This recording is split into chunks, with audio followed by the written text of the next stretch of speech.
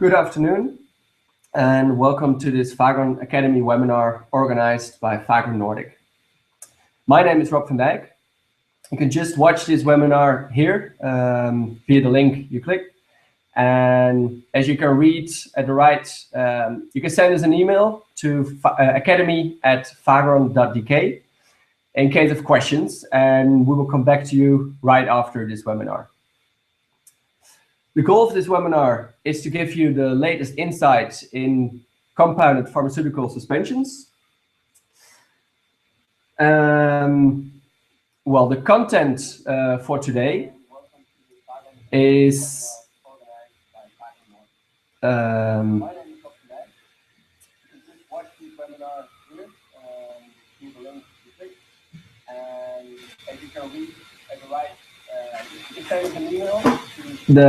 we'll first have an introduction, then shortly talk about patients groups, then we'll talk about what an ideal suspension is.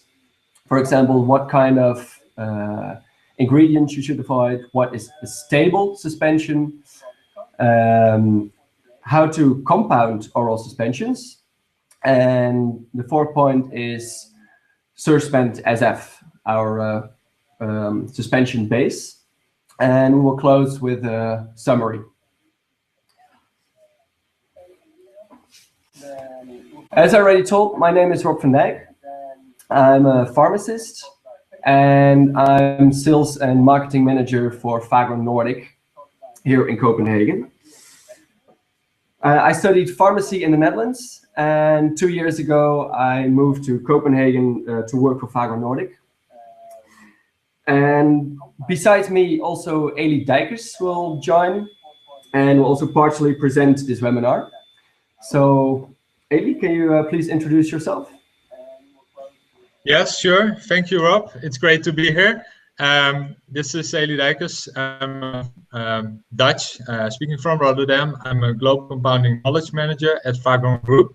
And my background is that I'm a pharmacist as well. I studied pharmacy, did my PhD combined with hospital pharmacy, worked for 4 years as a hospital pharmacist. And after that, I started to work for Fagron, which I'm at now.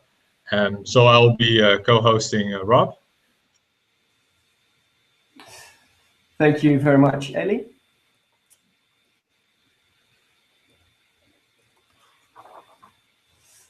Yeah, since this webinar will be broadcasted for all the Nordic countries, we decided to have the complete webinar in English. And to avoid any confusion, I would like to show you the translation of the word pharmaceutical compounding in the different languages. So for Denmark and Norway, it will be magistrat, and Sweden and Finnish extempore. Just to avoid any confusion in here. Shortly, introduction about Fagron. Fagron was founded 25 years ago, and like now it is a research and development scientific pharmaceutical company. And with our innovative products, we innovate and optimize compounding for tailor-made pharmaceutical care. During the years, Fagron expanded to a global market leader for pharmaceutical compounding. And at this moment, as you can see here in this, this overview, are we active in 32 countries all around the world. Before we go actually further with the oral suspensions, I would like to have a look at the following case together with you. Well, please note that this case is based on a real story, and it describes a baby with arrhythmia, and the doctor prescribed amiodarone 15 milligrams a day. There are tablets available, but they are 200 milligrams a day, and also the baby cannot swallow the tablets. For that reason, the pharmacist decides to compound suspension of 5 milligrams per milliliter. However, after 14 days, the baby is readmitted to the hospital with an arrhythmia. So what happened is that the active pharmaceutical ingredient, so in this case the amiodarone, within the suspension had settled down into a hard mass at the bottom of the container. And that led to an insufficient dosing of the amiodarone. What this case makes clear is that compounding suspensions can offer important solutions for individual patients, especially children, elderly, and others with specific needs. But a suspension needs to, there is a need to have the right to have a good high quality suspension. That means that it is stable and that you can give accurate dosing all the time, no matter if this is at the start of the treatment or at the end of the treatment. During this webinar, we will look into how to make high quality suspensions. Reasons to choose for a oral suspension form are, first, that suspensions allow for easy and accurate dosing, like we just discussed, but also the dosages can easily be altered. Suspensions are also easy to swallow, at least much easier than tablets and capsules, and are much more convenient and safe than injections. Another reason could be patients with allergies for one or more excipients. And for example, excipients in commercial medication, and in this case, tailor-made medication is needed. Last reason mentioned here are, for example, that you can make a suspension during drug shortages. In that case, a suspension can offer a quick, easy and safe alternative. Well, for the patient group, I would like to give it over to Eli. Yes, thank you, Rob. As you just mentioned, there are several reasons for compounding tailor-made medication, and especially liquid dosage medication. Sorry, Rob, can you show the slide? Can you show the slide to me? Yes, perfect. Thank you. So there are specific reasons, and in addition, there are specific patient groups. So zooming in on most vulnerable patients and most critically ill patients, it's obviously the intensive care patients, both adults or neonatal.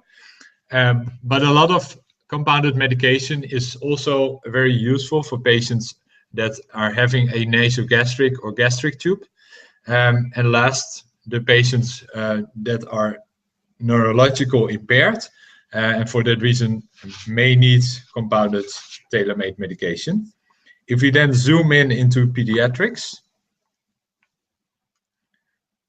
then there are specific reasons why you should give patients, and then especially children, medication that is compounded.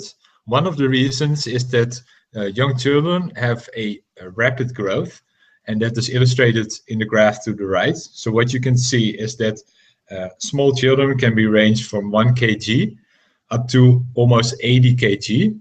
And during that growth, the dosage obviously changes rapidly, and you need easy dose adjustments.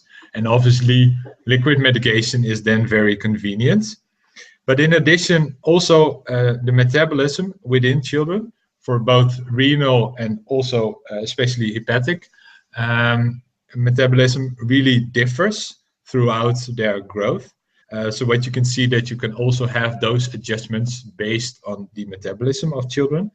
And in addition, what you see is that young children are not able to swallow tablets or capsules, and that's an additional reason.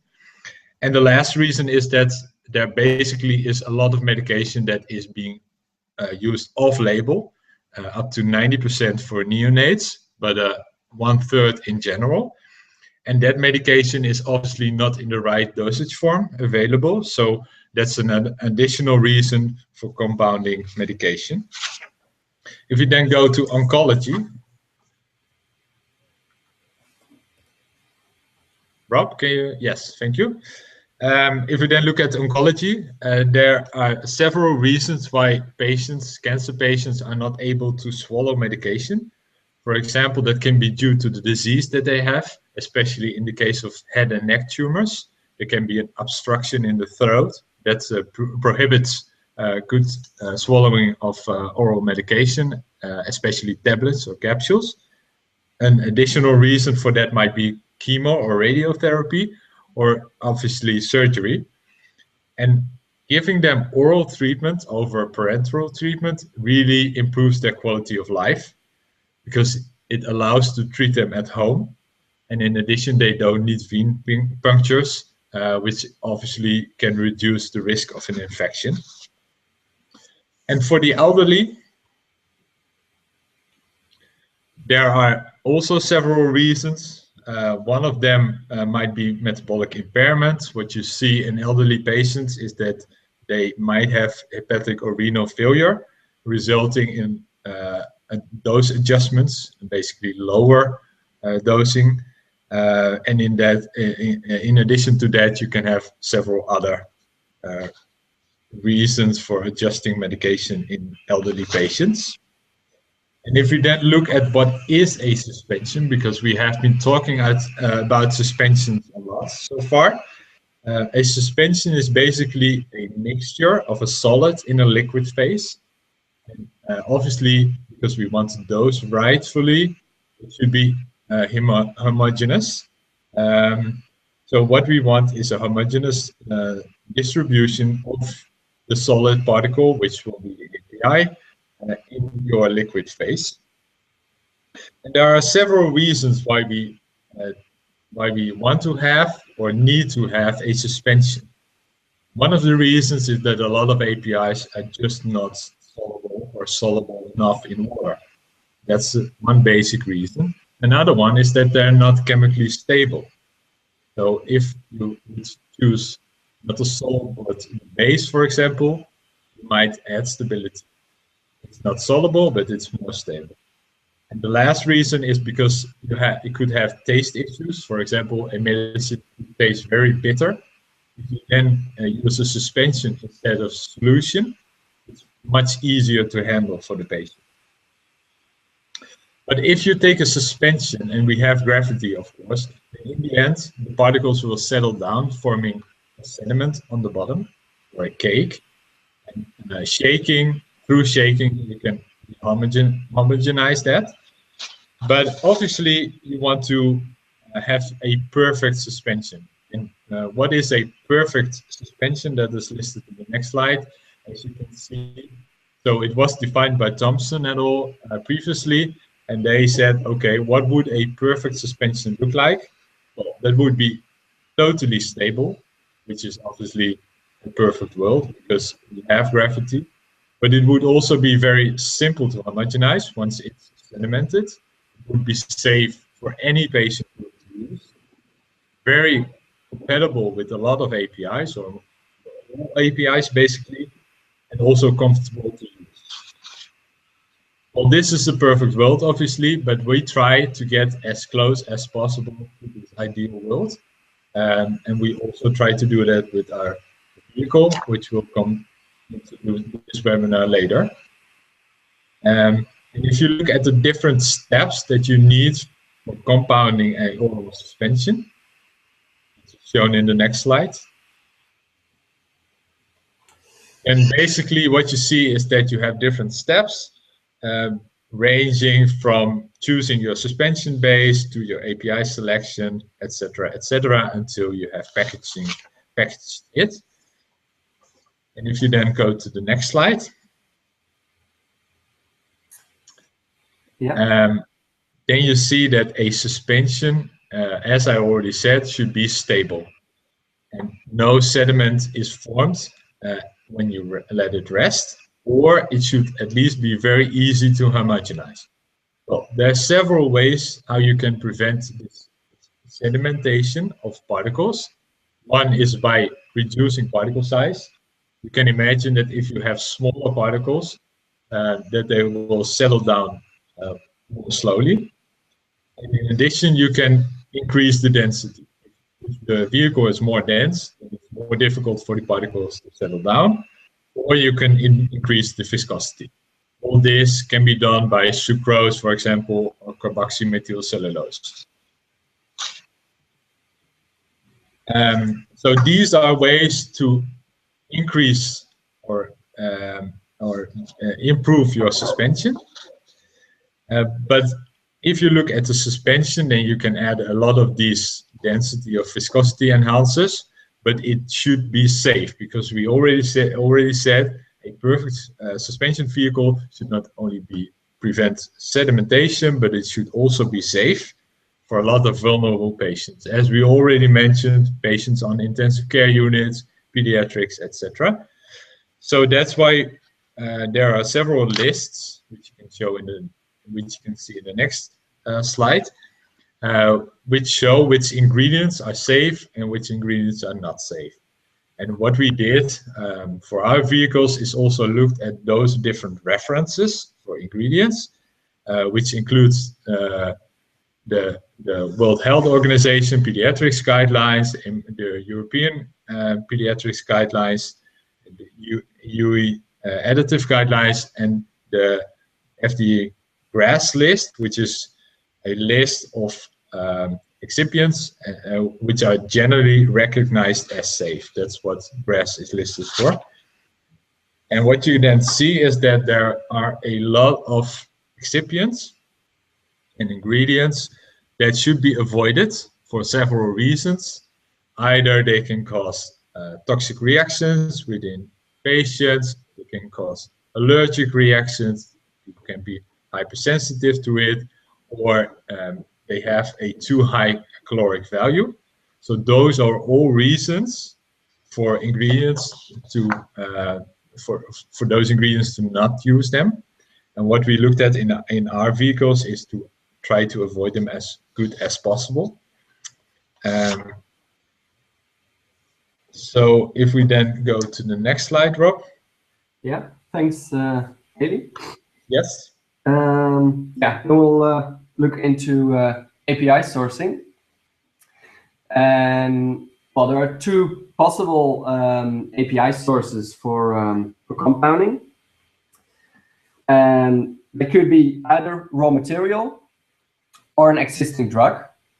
For example, tablets, capsules, solutions for injections, etc., etc. But the raw material is always the preferred source for compounding. However, that's not always possible. For example, you can think about patented drugs. The risk when a tablet or a capsule is used is mainly when you have a slow release or a gesture-enteric coating, because when compounding with a slow release tablet, then there is a risk for dose dumping. And additionally, well, the use of raw materials is recommended, and that's mainly because then you have lower risk for calculation errors. But you can also imagine that there are excipients in a capsule or a tablet, and that can cause chemical reactions or even side effects. Also, when you're using a commercially available product, then you're adding more solid particles than necessary. And also, when you're using raw material, then you avoid inhomogeneous particle size distribution.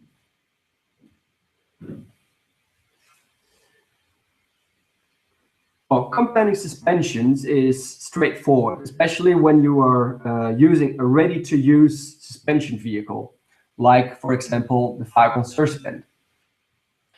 We can shortly go through the 3 steps. Well, first you have to navigate the powder with a similar amount of water or suspension base to form a uniform paste. Then use a 1-to-1 dilution by adding the suspension base in small portions to reach the final volume. And then mix well after each addition to form a homogeneous suspension. And then at the end, you can put it in the package and label it.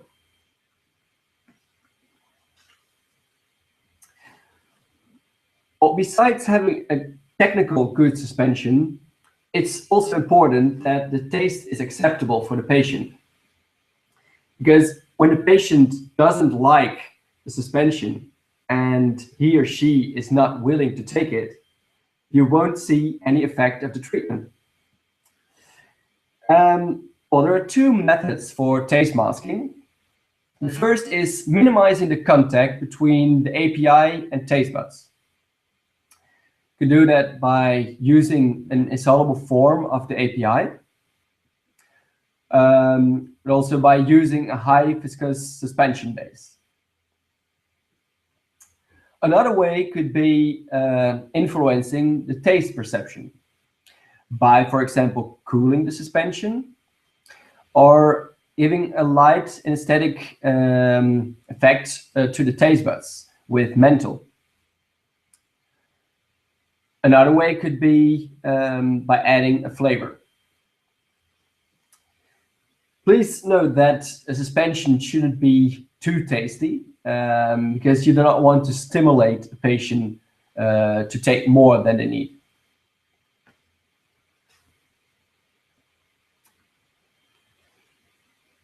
Well, we already spoken about stability of suspensions, that is important. But what makes a suspension stable? Well, you can differentiate three types of stability. First, chemical stability. Then you have to think about hydrolysis, oxidation. Well, then there is physical stability. That's, well, like Ailey already talked about earlier, having a sediment cake forming or crystallization or changing in the consistency.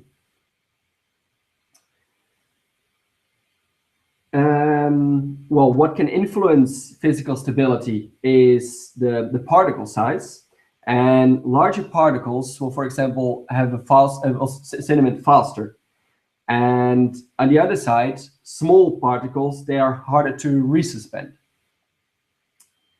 Then the last type of stability is microbiological stability. This includes microorganism growth. This is slower at low temperatures. And yeah, one of the things that can influence microbiological stability is our preservatives.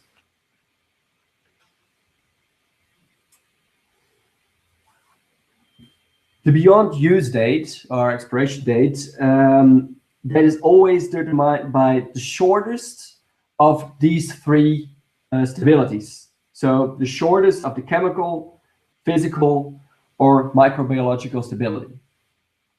There are different references for the physical and chemical stability. For example, studies that are published. For example, Surspend, there are different studies have been published. Otherwise, you can use PubMed, Thrizzles, and or Martindale. But you can also look into national formularies and the pharmacopoeia. Something to keep in mind when you're looking at the beyond use date is which form of the API you're using. That's the same form as they are using in the study or what they're referred to. And also important is that you know the if there is a possible interaction between the API and an excipient.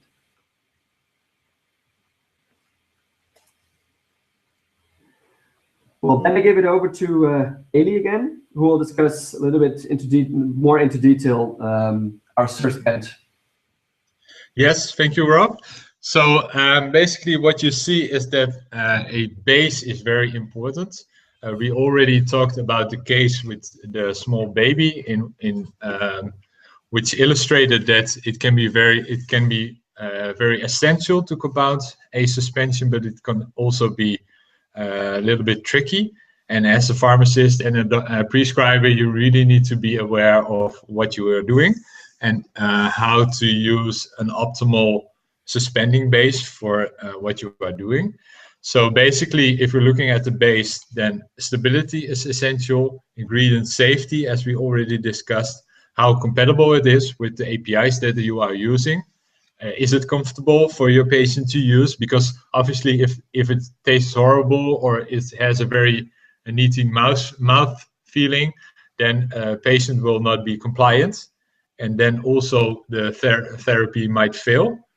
And it should be efficient for the pharmacist to use. If it takes an hour, it's not very efficient. So we're all in very tight schemes. So it would be great if it's efficient also.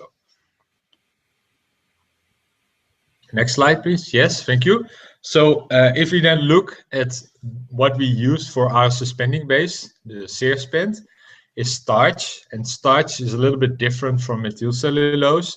So this is under a microscope, and you see the starch to the left. It's basically just small particles of starch, which have a limited surface area if you compare that to the methylcellulose to the right, which is a huge amount of different threads, basically.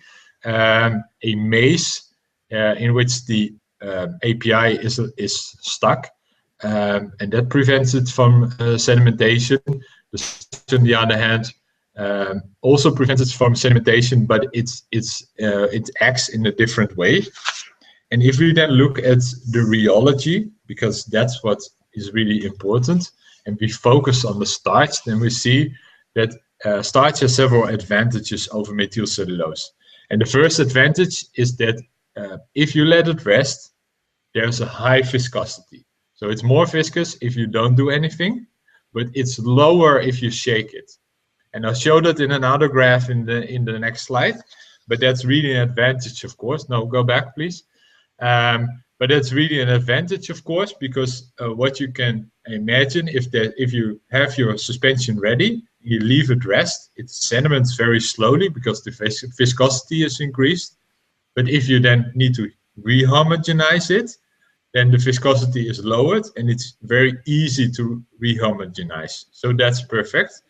So in that way, it keeps it suspended and it's easy to rehomogenize. So that's basically the ideal suspension. In addition, starch is safe to use by vulnerable patients, and not only for pediatrics, but also for elderly patients or intensive care patients. And it has a very broad compatibility. And this is all to do with the limited surface area of the starch, which prevents it from chemical reactions. And also the starch itself is almost inert to chemical reactions. And the last advantage of starch is that it has a very pleasant neutral flavor and it has no specific irritating mouthfeel. So that's also very nice. And if we then zoom in into the rheology, which is shown on the next slide, then you see a graph to the right, which shows the force that you apply on the bottom axis, and on the y-axis you see the viscosity. And what you see if you apply more force, then the viscosity is lowered, and if you let it rest, the behavior changes and it's more viscous. And this is described by thixotropic and pseudoplastic behavior. So the thixotropic behavior increases the viscosity, while the pseudoplastic behavior lowers it if you apply force on it. And it's something that we are all familiar with, because if you take a bottle of ketchup, for example, and you put it upside down, it's very hard to pour it out. But if you shake it briefly, intensely, and you try to pour it, then it's very easy. It's also pseudoplastic behavior. It's quite similar to that, and that's how we homogenize our API. if you then look at the next slide, then we think there are several advantages for different stakeholders. So if you look at the prescriber, prescriber is really focused on optimal safety for his or her patients, not only in the dosing, which is very important, but also in the ingredients, and of course in the best therapeutic output. And we really focused on having all these needs into our products. So also for the pharmacist, we want very broad and proven compatibility. We want to be very efficient, and we obviously want the highest quality. And for the patient, it should be comfortable to use. Obviously, a very good therapeutic outcome, but also ingredient safety is very important. And that's what we think we have accomplished with our SeerSpend. So zooming in into our product, there are several advantages, we think. So we have the active suspending technology, the thixotropic and cytoplastic behavior, ensuring optimal dosage safety for the patient. We have safe ingredients, all the ingredients listed on the GRAS list, on the EU list, EMEA list, etc. They are all safe according to those lists, so that's perfect. We have a proven compatibility. We are constantly performing studies showing that our product is safe at this moment. We have 88 studies running or already completed. So we have 73 completed and another running, showing that SeerSpend is compatible with a lot of APIs, a lot of different APIs for up to 90 days. In addition, it's very comfortable for the patient to use. It's very efficient, and I'll elaborate a little bit more on that one. And we think we have exceptional quality because we only use the highest pharmaceutical standards for our products, not only for the SeerSpend, but also for all the APIs that we are using. So basically, we have different options. So we have a solution for every need.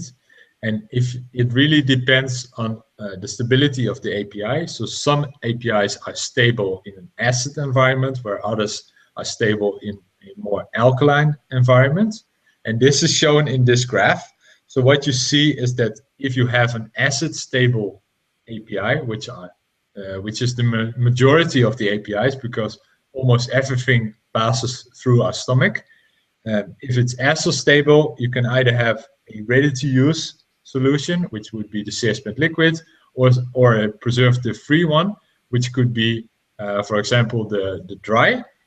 And if you look at the acid level APIs, which could be omeprazole, for example, which needs to be protected against stomach, then you can use the Alka, which is an alkaline environment. And zooming in then on our products, then the SeerSpend liquid, it's a preserved suspension vehicle. So it's gently preserved with the minimum amount of sodium benzoate.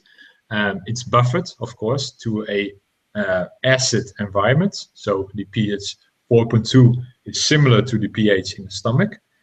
And we have it both in neutral and cherry flavor. And then in addition, we have the SeerSpend dry, which needs to be reconstituted before use, but it's preservative free. So it's very useful, for example, to use in the most vulnerable patients, for example, neonates, because you have no preservatives at all. And it's very easy to use because it's pre-weighted powder to make either 100 ml or 200 ml suspensions. So you can just add the right amount of API, add water, and then you're done.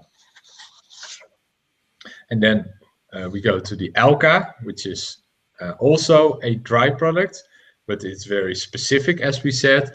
So it's buffered to a pH above 7 for any more alkaline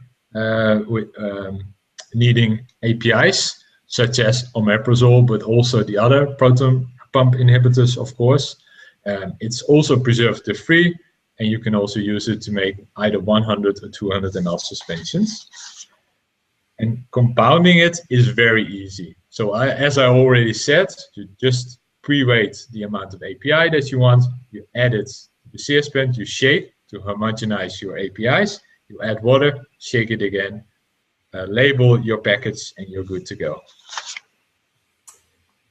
Well, thank you, Eli. You're welcome, Rob. Yeah, well, just to continue with the surspent, then I would like to address, well, Eli did it already a bit, that we have our own compatibility studies. So at this moment, there are 73 stability studies for surspent, and another 13 are running. And these compatibility studies, they have been put in a compatibility table. And the most updated table you can always find on our website, fagron.dk.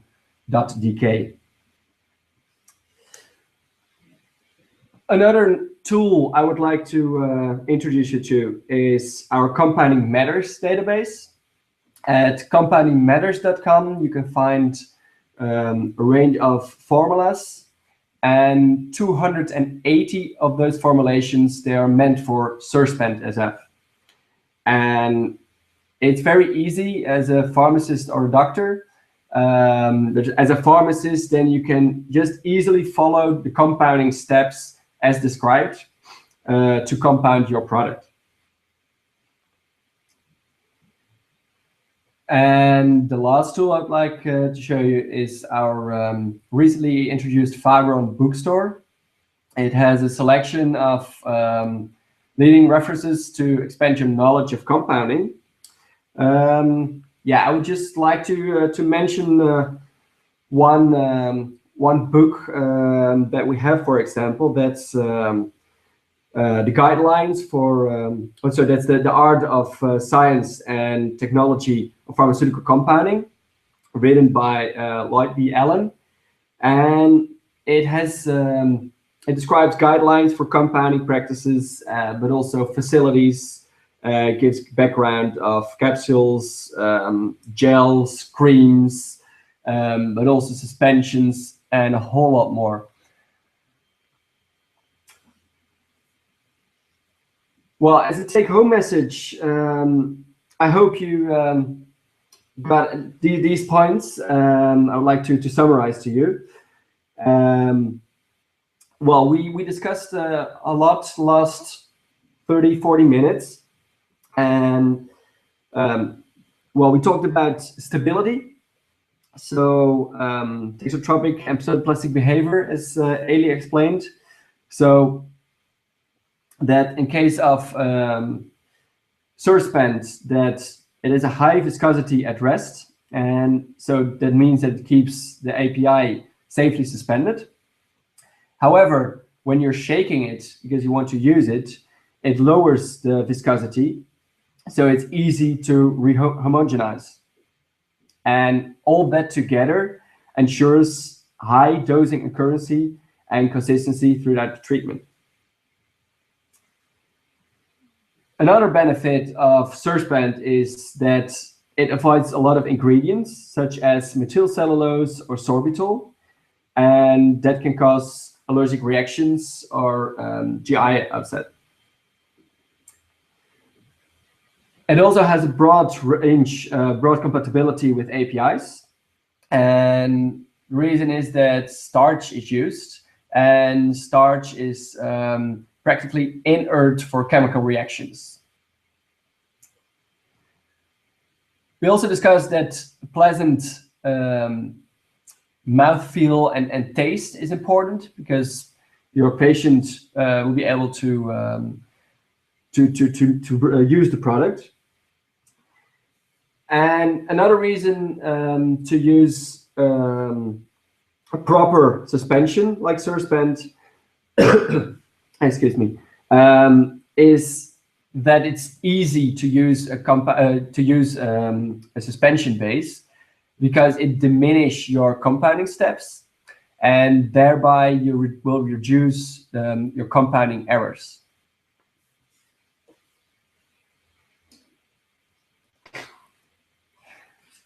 Well, that brings us to the end of this webinar about compounding suspensions. It's all about the base. I would like to thank Ailey very much for attending and for his input. And I would like to thank you for attending, and we'll send you a link to the recorded session. And as we told, as I explained before, you can always send us an email. You can do it to academy@fagron.dk in case of questions. But also, if you have a request or you want to have a live demonstration. So for now, I wish you a pleasant evening, and I hope to see you later in one of our next webinars.